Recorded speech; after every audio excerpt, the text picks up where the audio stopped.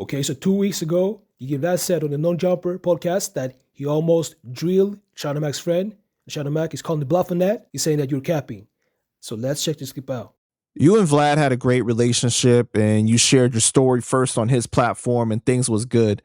You pulled a prank on him on your live and he seemed okay with it at first. But then he got upset, right? Did you see what he said on No Jumper in that clip? What did he say?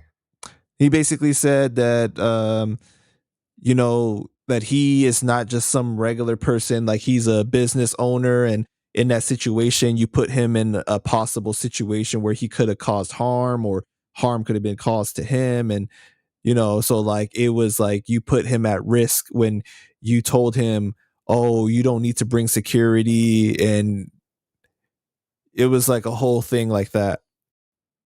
How could have he caused harm on anybody? He said that he put his hands in his pocket and he had something on him. He didn't have, but he had something on him where he was potentially could have pulled out and did something, you know, if he felt like his life was at risk. He had mace in his pocket, bro. What harm could he have done with that? The only harm he could have did was like, you know, the computer equipment. Like, yo, bro. Like, to be honest, I'm going to keep it a buck. Vlad, he gave me an opportunity. I appreciate him forever for that. So I'll never talk bad about him. You know what I mean? But since he came out and said that, I'm going to say this. Vlad has put me in positions a lot of times, like precarious situations. Like I'll say one thing and Vlad would put in the titles, oh, China Mac said, fuck Dave East and he's not a real Crip. And that's not what I said. You know what I'm saying? So Vlad has put me in positions where I was uncomfortable many times. Many times. That wasn't the only time. You know what I'm saying? So when I pranked him, I felt like, you know, I didn't try to make him feel a certain way. At the end of the day, like he's not a tough guy.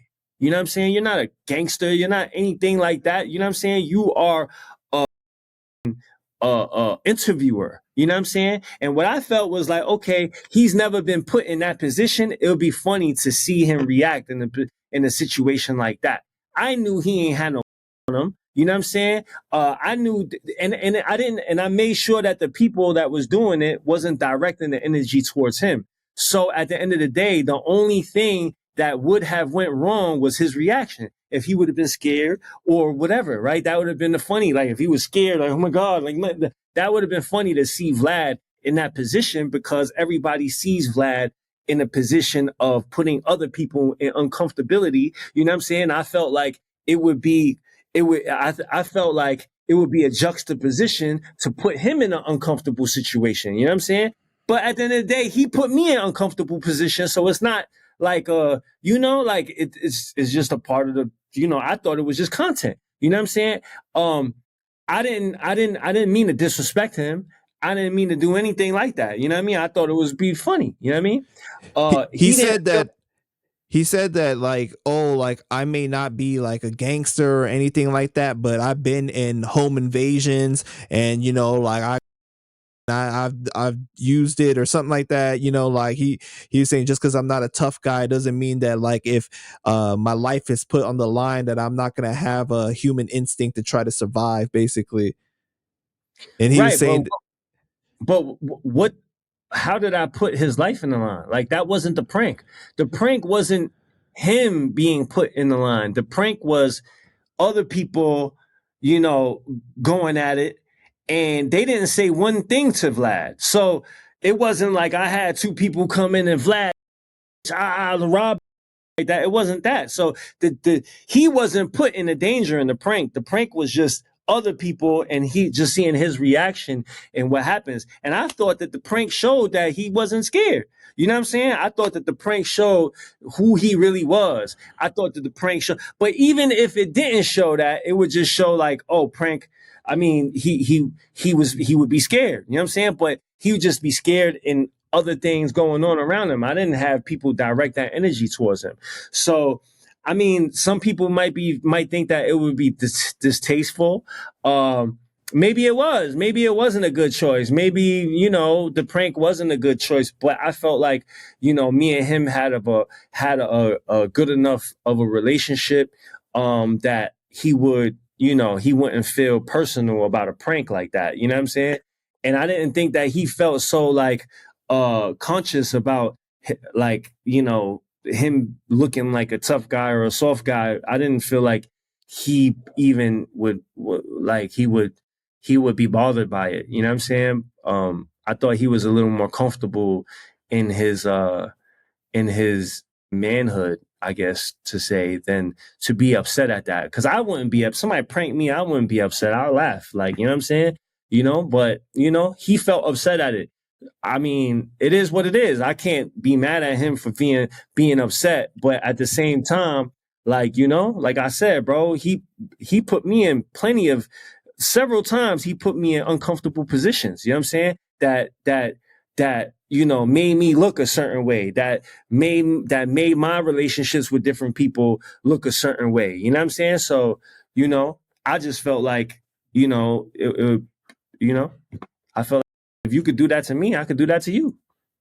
Yeah, because his whole thing was like, okay, you don't know how I'm going to react. What if I react scared? Then that becomes a meme. That becomes a new meme. And then like I'm being embarrassed as a business owner and I'm being made to look a certain way. At the end of the day, you don't know how I'm going to respond to these questions you asking me. Right. You don't know how I'm going to respond when you ask me these detective questions. If I'm going to say some that would cause me to get arrested or cause me to get harm in the streets, or you don't know how I'm going to respond to that. So what's the difference? How you respond is how you respond, right? Yeah, because he was saying like he doesn't wish anything bad on you. Obviously, like he says that, you know, you guys are still cool. It's no beef or anything, but he just didn't feel comfortable with you being on his platform after the fact, and that he spoke to you and told you like, you know, like that wasn't cool or something. And he said that you said, oh, I wasn't really thinking about it. I guess I didn't think about it enough. I was just trying to make a viral moment. I mean, I don't know if I said that, but yeah, I mean, at the same time, like I'm gonna go back to that, bro. I'm gonna go back to, listen, he felt uncomfortable. You know what I'm saying? And the possibility of him acting in reacting in a way that would make him look bad is the same as him asking me questions that I could possibly answer that would make me look bad. You know what I'm saying? Like he holds no punches when he asks questions. So like, you know, he's asked me plenty of questions where it was like, you know, like, you know what I'm saying? So, I mean, at the end of the day, he's a content creator. I'm a content creator. He asked certain questions and I, you know, did certain content. At the end of the day, like, it's his choice not to bring me back on.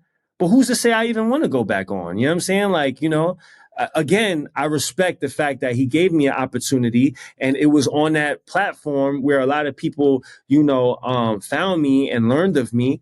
But that platform didn't make my career. Like it helped give me a boost. You know what I'm saying? It helped give me a platform to make a career for myself.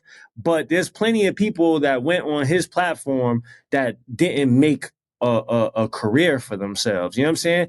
I did that myself. It was my work that helped make me known past Vlad. So I do appreciate Vlad. I never talk about Vlad, but you know, say I wanted to go back on that platform.